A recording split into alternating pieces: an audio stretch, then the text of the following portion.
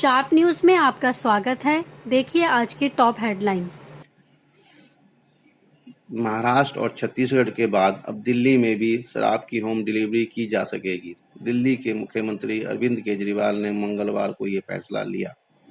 नए आबकारी नियमों के मुताबिक L13 लाइसेंस धारक ही शराब की होम डिलीवरी कर सकेंगे। दरअसल दिल्ली में इस बार लॉकडाउन लगने से पहले शराब की दुकानों पर लंबी कतारें देखी गई थी। इसके बाद confederation of Indian alcoholic beverage company ने सरकार से शराब की होम डिलीवरी की मांग की थी। कोरोना की दूसरी लहर में 1 करोड़ लोग बेरोजगार। कोरोना की दूसरी लहर के कारण देश में 1 करोड़ से ज़्यादा भारतीयों की नौकरी चली गई और 97% से ज़्यादा परिवारों की कमाई घट गई। Private think tank centre for monitoring Indian economy CEO Mahesh Vyas ने याद कही। उनका कहना है कि मई के अंत तक देश की बेरोजगारी दर 12% तक आ सकती है। अप्रैल में बेरोजगारी 8% थी। चीन की दूसरी वैक्सीन को WHO की मंजूरी। विश्व स्वास्थ्य संगठन ने चीन की दूसरी कोरोना वैक्सीन को अप्रूव कर दिया है। WHO ने सिनोवेटक बायोटेक के टीके कोरोना वैक को इमरजेंसी यूज की मंजूरी दी है। इससे पहले WHO ने चीन में बनी सिनोफार्म की कोविड-19 वैक्सीन BBIBP CORV को इमरजेंसी इस्तेमाल की इजाज़त दी थी। अयोध्या में श्री राम जन्मभूमि पर भव्य मंदिर निर्माण के लिए बनाई जा रही नींव की पहली बार तस्वीरें सामने आई हैं। नींव की 6 लेयर तैयार हो चुकी है। कुल 44 लेयर बनाई जानी है। ताउते और यास तूफान के कारण हुई बारिश के चलते पिछले कुछ दिनों से काम बंद था, जो सोमवार से फिर शुरू हो गया। श्री राम जन्मभूमि तीर्थ क्षेत्र ट्रस्ट के महासचिव संपत राय ने बताया कि 400 फीट लंबाई और 300 फीट चौड़ाई में नींव भरी जा रही है। इसमें से 44 लेयर बनाई जानी है। लेयर 12 इंच मोटाई में बिछाई जाती है।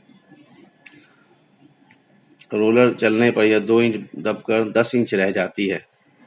इसके बाद दूसरी लेयर बिछाते हैं। भारतीय शेयर बाजार ने मई महीने में दुनिया के प्रमुख बाजारों की तुलना में सबसे बेहतर रिटर्न दिया है।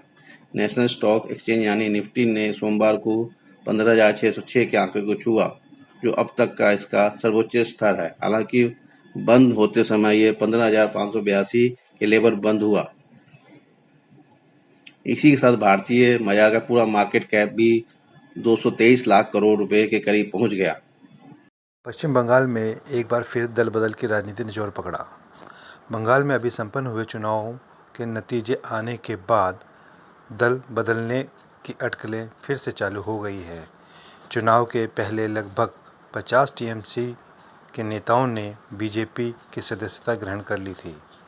2 मई के नतीजे आए कुछ ही समय बीता कि बीजेपी में शामिल हुए 3 बड़े नेता खुलकर बीजेपी से TMC में जाने की इच्छा जाहिर कर चुके हैं। सूत्रों के अनुसार मुकुल राय और राजीव बैनर्जी जैसे बड़े नेताओं को लेकर भी दावा किया जा रहा है कि फिर से TMC ज्वाइन कर सकते हैं। एक्सपर्ट बताते हैं कि बंगाल में पावर पॉलिटिक्स राजनीति के बिना जीवन यापन मुश्किल है। सूत्रों से पता चला है कि TMC छोड़ बीजेपी ज्वाइन करने वाले 34 विधायकों में से सिर्फ 13 को ही बीजेपी ने टिकट दिया था, जिसमें एक पश्चिम बंगाल के फायर ब्रांड नेता दिनेश द्विवेदी भी थे, जिन्हें बीजेपी ने टिकट नहीं दिया।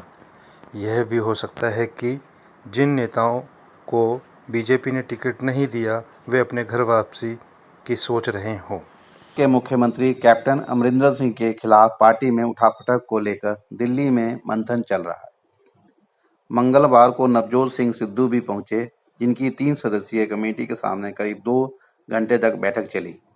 इस दौरान कैप्टन पर सिद्धू ने कई आरोप लगाए। अब गुरुवार को अमरिंदर सिंह पैनल मीटिंग में शामिल होंगे। नवजोत सिंह सिद्धू ने कहा, वह हाईकमान के बुलाने पर यहां आए थे। मीडिया से बातचीत में सिद्धू ने कहा, मेरा स्टैंड वही था, वही है और वहीं रहेगा।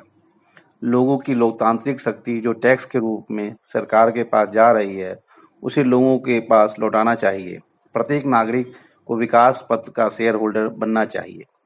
सच को दंडित किया जा सकता है लेकिन हराया नहीं जा सकता। हम सच को जीतना होगा। एंटी पंजाब फोर्स को हारना होगा। हाल ही में सिद्धू ने बेअदबी मामले में गृह मंत्री के रूप में सीएम अमरिंदर सिंह की खुलकर आलोचना की थी। दोनों के बीच इस पर जुबानी जंग को भी देखने को मिली। गुरु ग्रंथ साहिब बेअदबी मामले को लेकर पंजाब कांग्रेस यूनिट में इन दिनों खूब हंगामा हुआ है।